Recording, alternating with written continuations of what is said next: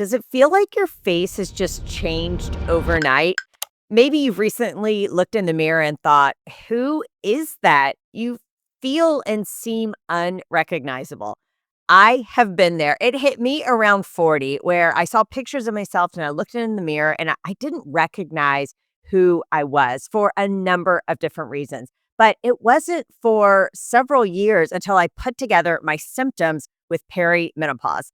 I'm Dr. Mina. Welcome to my channel, The Skin Real, where I give real people real information about their skin health so that they can make informed decisions. Let's get into it.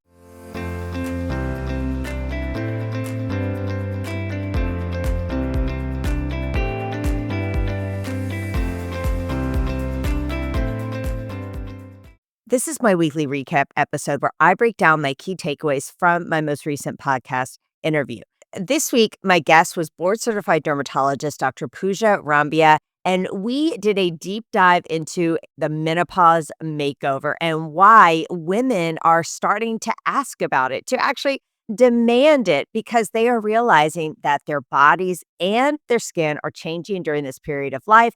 And no longer are women satisfied with just sitting back and just letting nature take its sometimes demanding and destructive course. If you want to hear the full episode, I will link it at the end of this quick video and be sure to check it out because it was amazing. So, when I talk about menopause, really, I'm talking about this whole stage of life, this whole season of life that's happening, including perimenopause, which happens before menopause, and then postmenopause, which is afterwards. The reality is, menopause is one day in a woman's life. It's the one day when you have not had a period for 12 months. And we think of menopause being this sort of prolonged period in a woman's life in midlife, but really it's one day. Perimenopause is the time before that happens, where your hormones are in flux. Some months your estrogen's high, some months it's low. You may feel like you have these vague symptoms. You may not even be able to put it together until you've hit menopause that, wait a minute, that actually was perimenopause I was experiencing. And it can go on for years. For some people, starts even in the mid to late 30s, while menopause, the average age is 51 for women here in the US. And then remember, it's just that one day, and then everything after that, when you are no longer cycling and having periods, that's considered postmenopause. So let's understand what is happening when our bodies are going through this menopause shift. Our estrogen levels are declining. However, in perimenopause, some months they can be high as your body is still trying to have periods, and they could be extra heavy or extra long, right? And the cycling can be very irregular. For some women who have IUDs or maybe have had a hysterectomy, you may not know you're having periods because you don't get periods from those interventions. And so you just have to rely on your symptoms. Typically, I find that perimenopause shows up in the skin, and this drives a lot of women into my practice. And they don't even recognize that this is perimenopause. What they're noticing, though, is that their skin is drier. They have to use a moisturizer, and they never had to use that before. They used to have oily skin, and now it's not. Maybe their skin's really sensitive. They used to be able to tolerate certain products or fragrances, and now they can't. I know I've definitely experienced this. Hair thinning, that is another huge one I am seeing women come in for. And I have to be honest, I noticed it myself. I tend to have very thick hair. People would never look at me and say, oh, yeah, your hair's thinning. But I noticed it. I noticed that my forehead seemed to be getting bigger as my hair started to recede backwards. So that was an early sign for me. You may also notice that you have more crepiness to your skin where you squeeze it and it's kind of wrinkly. You don't have that cushioning and padding that you had when you were younger. You may notice some jowling or that crepiness on your neck and fine lines that are, well, maybe not so fine anymore. These are all changes that happen during perimenopause and menopause and beyond. And I do find it's typically one of the first things that women may come see their doctor for. And they don't necessarily associate it with what's going on internally, but it is. It's all linked. Like I always say, your skin is reflective. Your skin is a mirror to what's going on with your inner health. And our skin has estrogen receptors. And so when those estrogen levels are declining or in flux, we're going to notice it in our skin.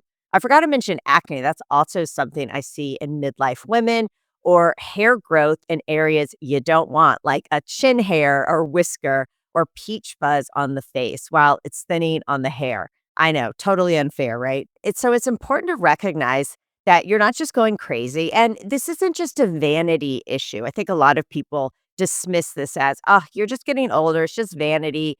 Don't worry about it. It's just what happens. And your time in life to be beautiful has passed and it's time to move on. But nowadays, women are saying, wait a minute, I'm not okay with that. I still feel vibrant. I still feel healthy and youthful. And I want my appearance to reflect that. I'm definitely on that boat. So that is why building a menopause makeover blueprint can be so helpful and empowering. Now, I'm a dermatologist, and you might be thinking, I'm listening to this because I want to know what are the products, potions, and procedures I need to do to get amazing skin. But I have to first say, your skin health starts from the inside out. This is not just a little quip that is fun to say or quotable. It is true. It is so, so true. And especially in this stage of life, you have got to prioritize your health. For a lot of people, if you're like me, you prioritize everyone else's health up until this point. I sacrificed for my career to become a doctor, to have a successful career. Then I sacrificed to grow my family to where it is. And now in my mid 40s, I'm like, wait a minute, I need to take care of myself. I am burning the candles at both ends. And this is not going to go well if I continue this. So I have been on this path in my 40s to really prioritize my health. That means eating well, monitoring what I eat, which I never used to do. I stopped being a pescatarian so that I could start eating chicken and red meat at times to help increase my protein intake. I am more conscientious of how much alcohol I'm consuming and not just drinking every day out of habit. I am prioritizing my sleep. And again, these are all things I'm working on and by no means perfect at any of these. But one thing I have worked really hard on this year is trying to go to bed at a fixed time, roughly within an hour, and waking up even on the weekends at a fixed time. And I cannot tell you how much this has helped my sleep. I used to have so much trouble going to sleep at night. I would have to take Benadryl or read books, or I would just lie awake, frustrated and worried that I couldn't fall asleep. And now that I have this set schedule, that has been a game changer for me personally. I'm also more mindful about stress management. And when I'm feeling stressed out, and instead of just eating comfort food or reacting to my family or yelling or getting mad or angry, I'm trying to be more intentional. And instead of just reactionary, that I'm actually more thoughtful in how I respond to stress and also compartmentalize it honestly a little bit so that I don't let stress overtake my life and all the wonderful things that are going on. And again, whether that's prayer, meditation, yoga, nature, walking, whatever it is, therapist, right? Like finding ways to help manage your stress, especially during this tumultuous, sometimes chaotic period of your life is so important. So I just had to give that little throw out that you have got to take care of your body before we start talking about all the things we can do in your dermatologist's office. So let's talk basic skincare in perimenopause and menopause and beyond. If you've noticed your skin getting drier, you're not going crazy. It is. We are losing the ability to hold on to water. We have less oil production and our skin barrier is more easily damaged. And so it is so important to protect it with a moisturizer. I love a moisturizer with ceramides. I find that they are amazing and also hyaluronic acid. This is such a powerful, what we call humectant, because it absorbs water. It draws about 1,000 times its weight in water. Hyaluronic acid is definitely a game changer. So looking for products with that, those can be great moisturizers. You may want to swap out your cleanser for something that's a little more hydrating and less drying. In addition, I have stopped washing my face in the morning. I always wash it at night because after being out in the day, pollution, oil, I do wear some makeup, sunscreen. I want to get all of that off my skin before I go to bed. So I always wash my face at night, but now in the morning, I just splash warm water on it. And so that's something you may want to start incorporating in if your skin is really dry, or maybe just in the winter months, right? If the air is really dry where you are. Daily sunscreen is a must. If you are not doing this, start doing it right now. Your skin will thank you. In your 80s, 90s, whatever, it's never too late to start daily sunscreen. The sunscreen is also hydrating. So this may be your moisturizer unless you have very dry skin. Use it every single day. We do get more sun than we realize in a lot of situations, whether it's running errands, walking the dog quickly, watering your plants, sitting in your office next to a window. You are being exposed to UV radiation, and that is such a potent extrinsic ager. And it will just premature age your skin like no other. There have been just amazing photos people have shown on social media of someone who always wears pants versus their arms, the striking difference. In fact, I had a patient this week who was in his 70s, a gentleman. He had really, really nice skin. And I asked him, what are you doing for your skin? And he said, moisturizer and sunscreen. And was laughing because, first of all, it is so simple, but it works. And just from him being consistent with that over his lifetime, he didn't need all those other cosmetic treatments and things like that. And he had beautiful skin. I mean, truly very beautiful skin. And just his simple use of sunscreen and a moisturizer were so powerful. So if you do nothing else, just do that. I also love retinoids and retinols. And I find a lot of people in midlife feel like, oh, I can't handle those. They're too drying, they're too harsh. And for some people, they are. But I find that if you work with your dermatologist, we can figure out a way to incorporate retinols and retinoids into your skincare regimen. It is great at all ages of life. Well, except, when you're younger, if you don't have acne, you definitely don't need these. But it is a wonderful way to increase cell turnover of your skin. It's a super powerful collagen booster. Just makes the skin have a lovely complexion and glow. And so I'm a big fan of these. Don't be scared off on them just because you're struggling with some dry skin. I also find in this period of life that antioxidants can be super powerful. You may be getting some sun damage signs like brown spots on your face. Maybe you suffer from melasma. Antioxidants are also really powerful for neutralizing free oxygen radicals in our skin from UV radiation, but also pollution and just day-to-day living. So I love an antioxidant in the morning. Now, you may have noticed this sounds like the skincare regimen I give pretty much everyone, and you're right. But here's the one thing that I am loving for my midlife ladies, and that is an estrogen cream. Just like we have estrogen creams for the vulva and vaginal skin, and studies have shown it to be incredibly powerful and protective from UTIs, from pain with sex, and irritation and burning, and plumping the skin there as it dries out. Equally so, it can be helpful for facial skin. Some people will just use their vaginal cream on their facial skin or the tops of their hands or chest, which women have been doing for decades. Now, companies are also making estriol creams that are formulated specifically for facial skin, and those can be really lovely as well. So, this is something that I am discussing with my midlife ladies. I'm using it personally, and I find it to be such a powerful moisturizer. And it has really allowed me to be able to use my retinoid more consistently because my skin is not as dry. Now, here's the thing with the menopause makeover, we're not trying to turn back the clock to when we were 25, right? Like, we're not trying to chase youth.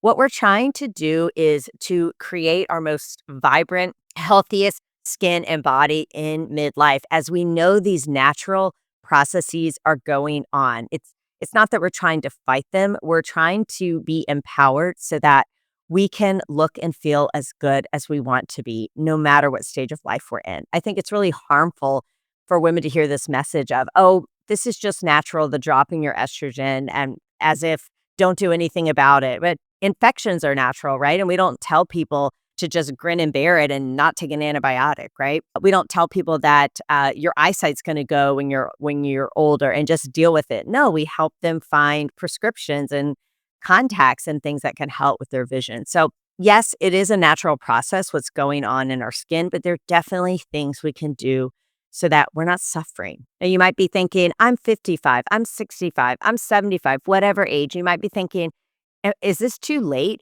Am I too far gone to do any of these things?" And the answer is no. It is never too late to invest in yourself and to take care of your body. It is much easier to prevent things for sure, But we're human. Who is really perfect at doing all that stuff, right? The best time to plant a tree was 20 years ago. The next best time is today. And the same thing with skincare, right? Doesn't mean you had to be perfect when you were younger, in your 20s or even 40s. The best time to start taking care of your skin and your body is today. So don't feel like it's too late. All the treatments I just told you about, the skincare regimen, that can be started no matter how old you are. Whether you're 40, 60, 90, you can start using these ingredients, and it's never too late to start taking care of your body. And then after you've focused on taking care of your body and you have a good skincare regimen, now is when you can see your dermatologist for in-office procedures if you want. And of course, this is totally optional. You can be like my patient who just did sunscreen and moisturizer and his skin looked phenomenal. But if you are interested in in-office procedures, just make sure that you are taking care of your body and you do have a good skincare regimen at home. And of course, your dermatologist can help you lay out something that is perfect for you. There are so many procedures and devices, and I call them potions, that we can do. And it doesn't mean you have to do all of them. This is where that overwhelm sets in and that FOMO, right? And I feel it too, right? Like, oh my gosh, I don't have this device. Am I missing out? Here's the thing, we're all many paths lead to Rome, and Rome is just feeling good in our skin, right? So there are lots of different ways to get that. See your dermatologist who can really help you come up with a plan. And this isn't a quick fix, right? Like, really, ideally, you have sort of a 6 month and even a year plan on what you want to do, what your goals are, and how to achieve them, right? These things are expensive. Most people don't have unlimited resources to spend on their skin. So you want to maximize what you're going to get the biggest bang for your buck. And your dermatologist can help you do that. Maybe you have more of a skin laxity issue and you need more tightening options.